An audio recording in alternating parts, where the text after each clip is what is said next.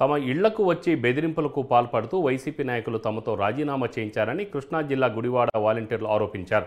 YCP నాయకులపై చర్యలు తీసుకోవాలని గుడివాడ 1 టౌన్ పోలీస్ స్టేషన్లో వాలంటీర్లు ఫిర్యాదు చేశారు.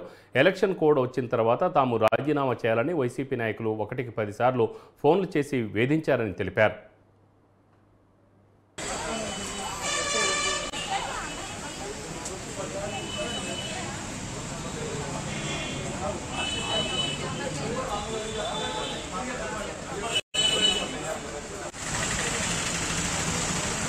మా యొక్క పరిస్థితి చూసైనా మీరు దయచేసి ఒక్కసారి మా యొక్క ఆవేదన వింటారని చెప్తున్నాను.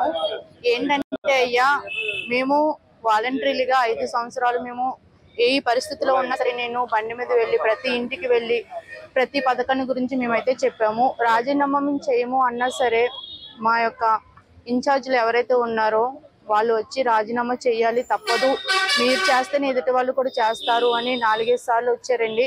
నేను హ్యాండిక్యాప్డ్ పర్సన్నే, మా వారు కూడా హ్యాండిక్యాప్డ్ పర్సన్. ఆయన కూడా మాకేం ఆధారం లేదండి. ఇచ్చే 5,000 కోసం మేము వాలంటీర్లుగా చేసుకునే వాళ్ళము.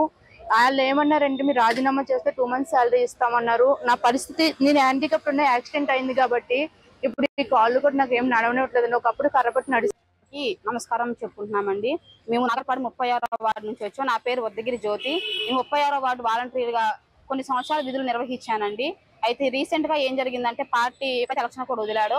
మా ఇంటికి వచ్చి పార్టీ ఇన్ఛార్జీలు, కన్వీనర్లు, గృహసారథులు మాకు 1కి 10 సార్లు ఫోన్లు చేసి మీరు జాబ్ రిజైన్ చేయండి, మా పార్టీ అధికారం రాగానే మీ జాబ్ మీకు ఇస్తాము, మీకు ఎటువంటి భరోసా ఉండదు, మన పార్టీ రాగానే మీకు అప్పు చెప్తాం, మీ జాబ్ మీకు ఉంటది, లేదు పక్షంలో మేము ఏదో ఒకటి మీకు చూస్తాము అని అన్నారు. కానీ ఈ రోజు పరిస్థితి ఏం జరిగిందంటే మేము ఒకళ్ళ ఇంటికి వెళ్తేనండి ఇదిగో కూర్చొని వస్తామని మమ్మల్ని ఇటు చూసి అటు పరిగెట్టి వెళ్ళిపోతున్నారండి. మేము అక్కడ గంటలు కూర్చొని ఉన్న రోజుల పరిస్థితి కూడా జరిగింది. కనీసం మేము 1 నెల శాలరీ కూడా పొందలేదండి రిజైన్ చేసినాక.